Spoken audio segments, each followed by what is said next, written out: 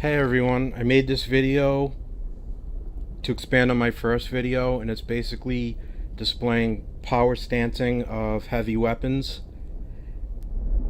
This time, however, I'm doing it on a budget of Soul level 150. I wanted to show that it's accessible to everyone. You don't have to be a super high level to be able to pull off something like this and succeed. Alright, I'm going to start off with my rings and armor. Everything is the same as the first video, with the exception of the headpiece. I was not able to get the Warlock mask. I tried to farm it, couldn't get it.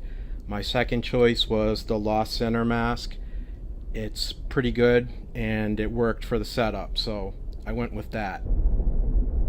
Also, I mentioned this in the first video, but I'm a big believer in elemental defenses. That's why I always include a dispelling ring in my rings, and I usually wear the lighter armor pieces that have higher elemental protection, not only because I think it helps a great deal, but it also lets me carry the large weapons to be able to pull the build off.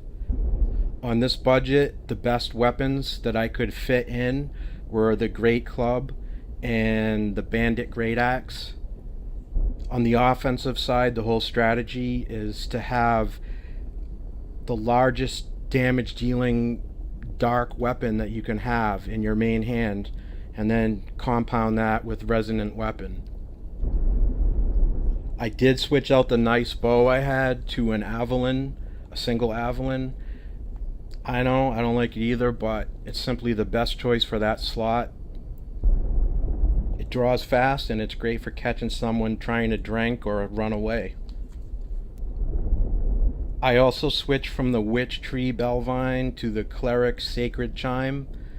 They both weigh a half a pound, but the Cleric's Chime has a faster cast time. So it's a very minor difference, but I figured I'd just do everything up as best I could. So I was able to keep my physical defense over 650, and my lowest elemental defense number is 385, which I was pretty happy with at this level. And then I add the Great Magic Barrier on top of it, and it keeps me pretty well protected.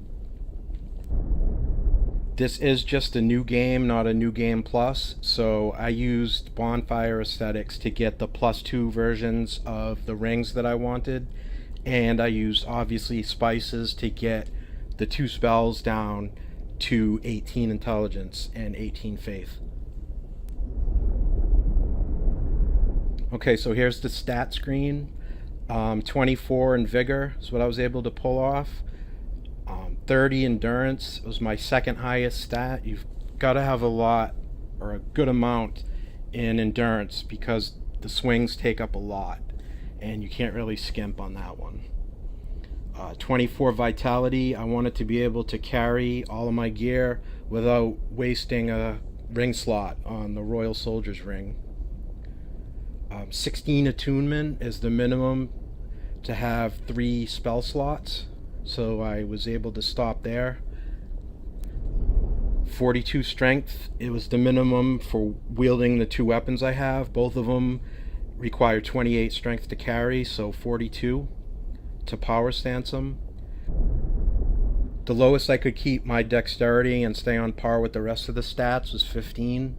Like most people who use dark damage, try to keep your intelligence and faith equal, and I was able to get them up to 18 and keep everything balanced and still have 16 left over for adaptability.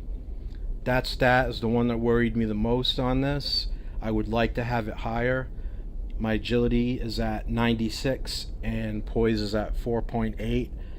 I would have liked to have got those higher, but you can't have everything with the budget. So to start out, I just joined the Dragon and Covenant and went out on the bridge, started dueling, and I started out well, so I just played until I got a loss. I did edit 3 matches out. They were wins, however they had nothing to do with displaying the build. There were chases and fights and people falling in the lava, that type of stuff. So I left that out because it really wasn't relevant. But everything else is there in order. If there's anything I left out, I forgot to mention, just put a question down in the comment section and I'll answer it as quick as I can. And thanks for watching.